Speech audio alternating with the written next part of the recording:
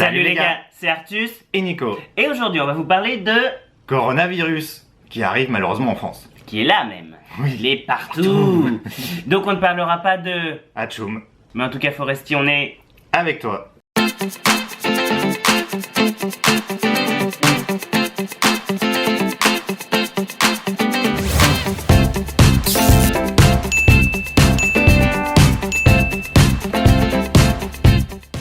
Déjà quelques nouvelles de nous. Oui, quand même, c'est ça le plus important. Parce qu'en tout cas on vous remercie quand même. Oui, on a vraiment reçu beaucoup de messages pour nous soutenir, pour savoir si ça allait bien, comment ça se passait pour nous. Voilà, les gens qui s'inquiétaient, qui voulaient des nouvelles, donc c'est vraiment gentil. Pour nous, bah ça va mieux. Oui. Vraiment. Alors, il y a toujours toutes les restrictions. Ouais. Ça n'a pas vraiment changé. Mais on sent que la peur est passée. Voilà, il y a des gens dans la rue. Bon, on peut toujours pas manger dans les restaurants, on peut prendre que à emporter. Mais globalement, ça va. Il y a toujours plein de... On nous prend toujours la température 15 fois par jour. Partout. Il y a toujours des applis sur son téléphone à remplir pour dire qu'on est en bonne santé, qu'on n'a pas les symptômes, tout ça. Donc voilà. Mais notre atelier a rouvert, on a pu relancer la production. Bon, il nous manque toujours une employée qui vit à côté de Wuhan, parce que Donc, oui. pour eux, c'est pas fini. Hein. Mais pour nous, dans le reste de la Chine, ça va plutôt bien. Il y a eu un seul cas dans notre ville depuis 7 jours, même depuis 10 jours, je crois. Et un cas qui vient d'Europe. Et oui, ce n'est plus Wuhan qui contamine le monde, c'est l'Europe maintenant qui contamine le monde. Donc aujourd'hui on va un peu renverser la vapeur. Pas de nous dont nous allons parler, et c'est pas pour nous qu'il faut s'inquiéter, mais malheureusement, c'est pour vous. Parce que c'est vrai qu'on s'inquiète quand même un peu aussi pour nos familles. Surtout vu comment ça se passe en France. Donc on va parler de ça dans la vidéo, parce qu'aujourd'hui on va vous donner nos conseils de gens qui ont vraiment vécu le virus. Qu'est-ce qu'il faut faire ? Parce que nous, on peut dire presque qu'on a survécu le coronavirus. Ça a été long, ça a été C'était long. désespérant, ça a été vraiment chiant. Mais bon, on s'en rapproche On voit le là bout. quand même. Bon alors déjà, on vous prévient, nous, on n'est toujours pas experts en épidémiologie. Non, Voilà. on va pas pouvoir vous dire vraiment combien il y aura de cas dans 37 jours.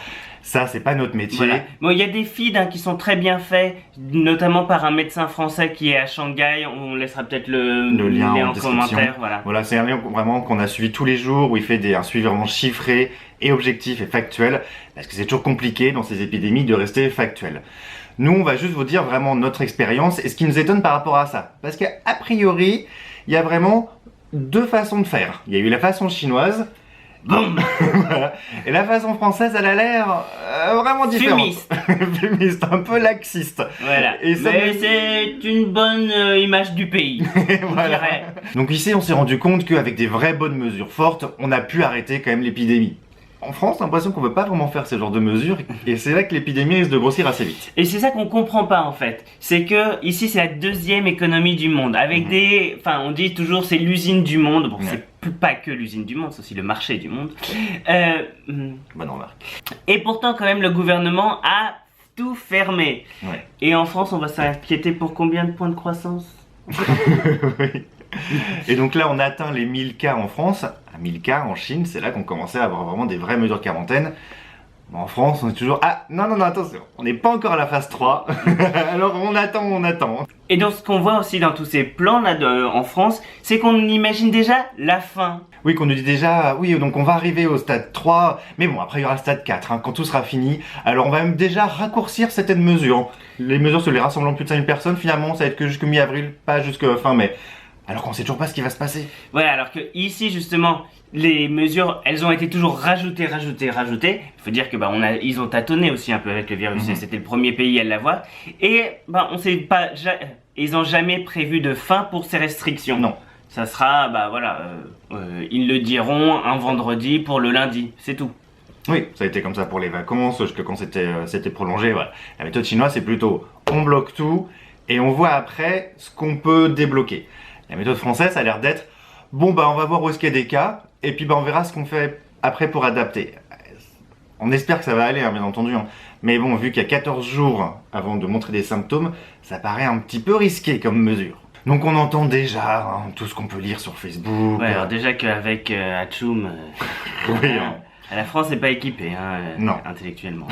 non, ça c'est sûr qu'on manque plus de cerveau que de masque. Ouais. Donc on entend déjà, mais on peut pas prendre la température de tout le monde, et puis ça sert à rien.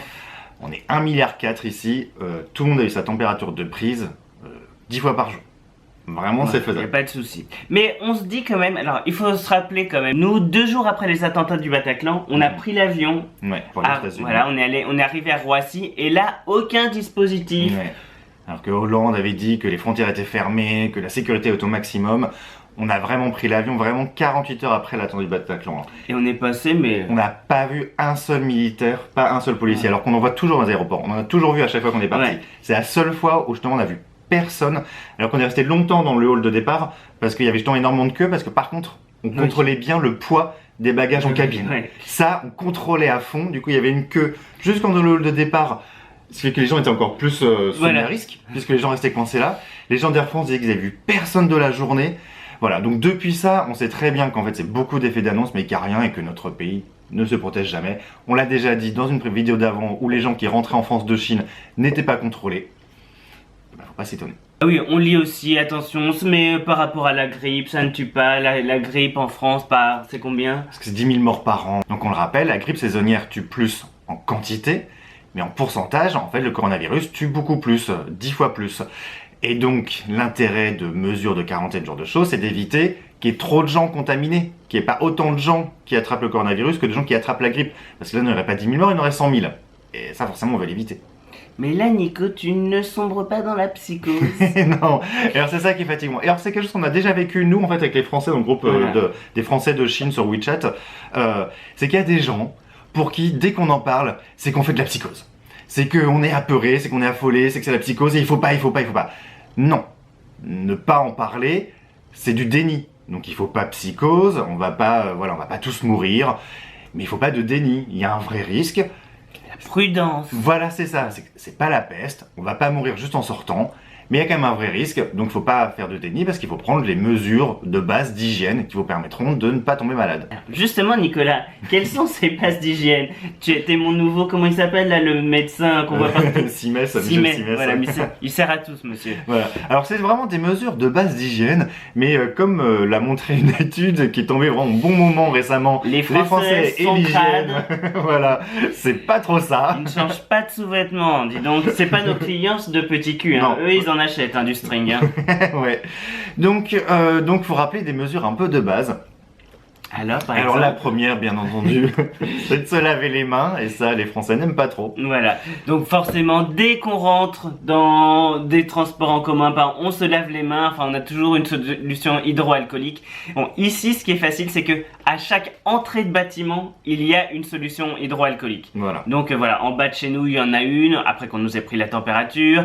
Pareil, si on va faire nos courses, on nous prend la température et il y a une solution hydroalcoolique à disposition.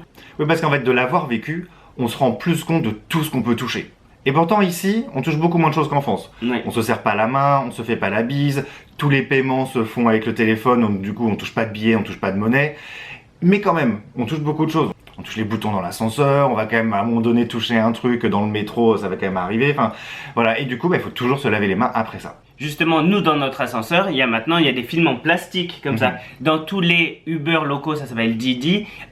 Donc, la société Didi a mis en place des écrans plastiques entre le conducteur et le client pour qu'il n'y ait pas d'échange de microbes aussi.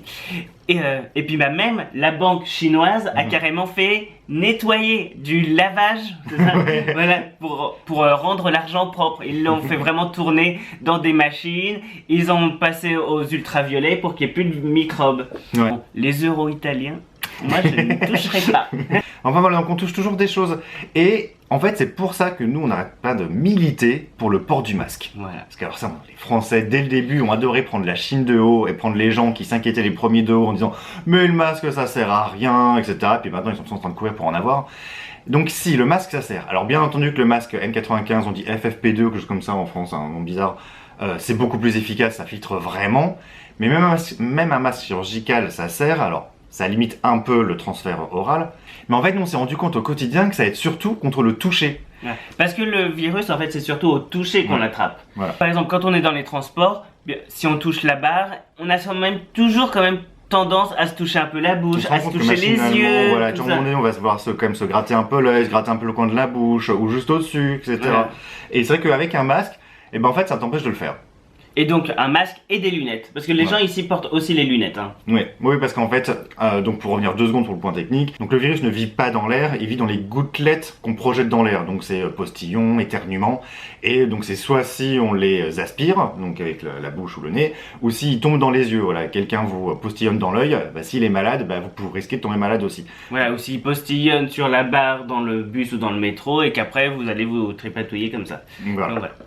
Donc c'est pour ça que un masque ou des lunettes, même si le risque dans l'air est pas énorme, et en fait mécaniquement ça peut aider aussi pour éviter de se toucher. Ici en Asie, de toute façon on porte souvent le masque quand on est malade.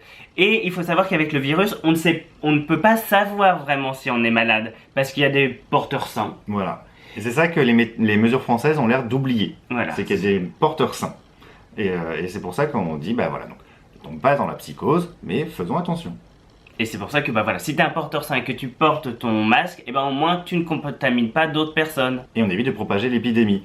Alors, bien entendu, tout ça c'est nécessaire si vous devez être proche d'autres personnes. Vous prenez les transports, vous allez au supermarché, dans une banque, quoi que ce soit. On aurait des petites lingettes, parce qu'il n'y a pas des gens comme en Chine qui vont te nettoyer partout, ça. Voilà, parce que sinon, bien évidemment, si vous vivez dans une petite ville, si vous restez chez vous, si vous allez dans la forêt, dans les champs, bien entendu qu'il n'y a aucun risque. C'est pour ça que, faut pas tomber dans la psychose. Nous, on a vu pendant toute la période la pire ici, comme il n'y avait pas grand dans la ville, on n'était jamais à moins de 3 mètres de qui que ce soit. Du coup, on ne le portait pas vraiment quand on se promenait dans le parc, il n'y avait personne, donc il n'y avait aucun risque. Mais bon, par contre, on nous le rappelait quand même. Oui.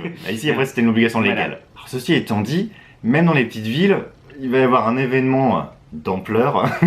Très bon, c'est quoi, c'est le terme là, pour la vie démocratique du pays. Important pour la vie démocratique du pays de savoir qui est le maire de Annemasse ou de Tourcoing. Donc, c'est la démocratie.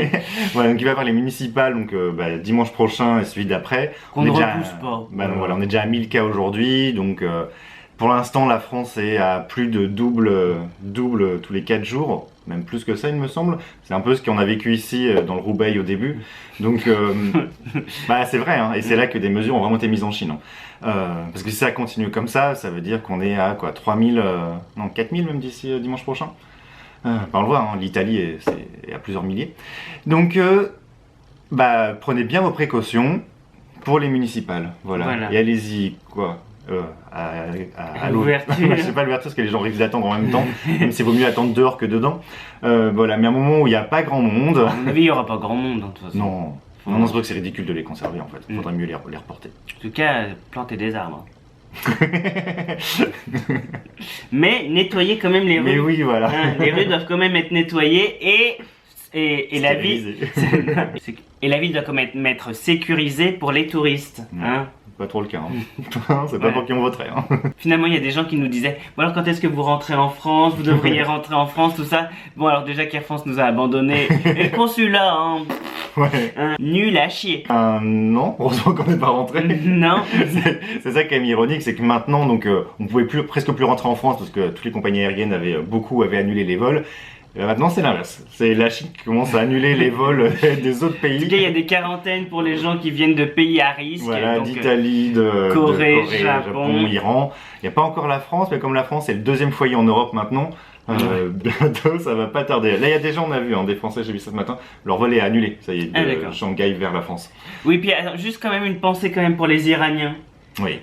Parce qu'on n'en parle pas, parce que vous savez, en France, il peut y avoir qu'un sujet, on a tendance à être égoïste. Non, on pense vraiment aux Iraniens parce que eux, ils n'ont pas les moyens quand même. Parce qu'on dit que ce virus tue moins que la grippe et qu'il faut pas trop faire attention, mais ce virus tue moins en quantité, pas en pourcentage, c'est pas vraiment vrai, mais on peut dire qu'il tue moins dans ces pays avec des bons systèmes médicaux, comme la France, la Corée du Sud, la Chine, on le sait, nous, l'hôpital près de chez nous. Oui, c'est un des meilleurs, c'est le meilleur de Chine. Voilà, en taux de létalité, c'est là où il y a le moins. Mais il n'y a qu'une seule personne à être morte. Donc voilà, dans nos pays, ça va bien.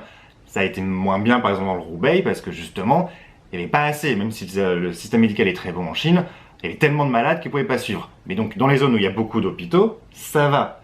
Mais en Iran, on sait que c'est beaucoup plus compliqué avec l'embargo, il manque de médicaments, ça risque d'être vraiment une catastrophe. Donc il faut vraiment, vraiment les suivre et leur penser à eux et leur apporter notre soutien si on peut. Toujours l'empathie qui manque en France. On en parle tout le temps. C'est une rupture. Voilà. Donc pour conclure, pour le virus C'est un en peu France, décousu, c'est hein. un peu décousu, donc on va conclure, rappeler les choses importantes.